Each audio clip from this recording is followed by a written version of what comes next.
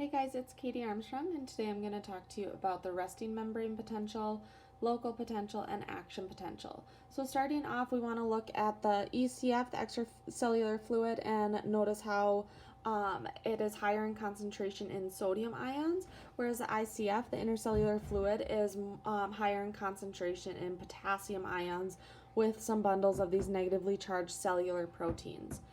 So the ECF has a more positive concentration due to the sodium ions, while the ICF has a more negative concentration due to the large bundles of cellular protein within the potassium ions.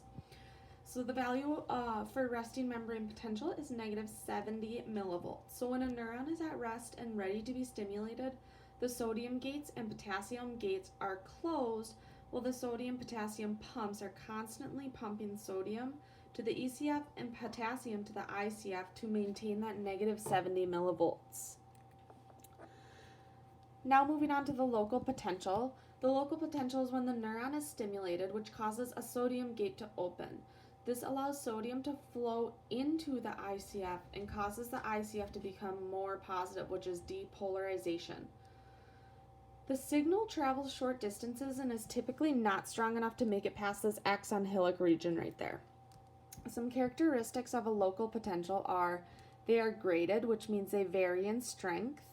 They are decremental, which means they get weaker as they spread, which is why they cannot usually make it past that axon hillock region. And they are reversible, which means if the stimulation stops, they will return back to their resting membrane potential. Moving on to the action potential, these are stronger, more rapid disturbances.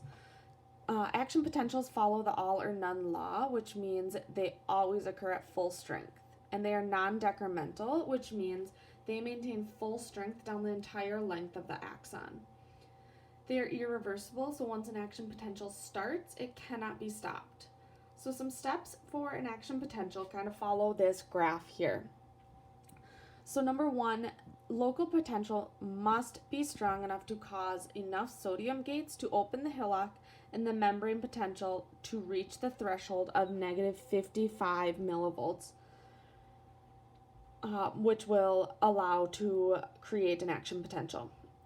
Step number two, so once this threshold of negative 55 millivolts is reached, the rapid diffusion of sodium ions from the ECF into the ICF causes the membrane potential to undergo rapid depolarization, where it goes from negative 55 millivolts all the way up to positive 35 millivolts.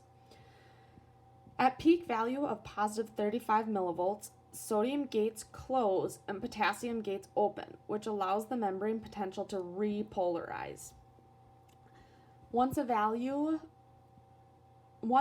of negative 70 millivolts is reached, potassium gates close, which will allow the membrane to recover and be ready to do it all over again.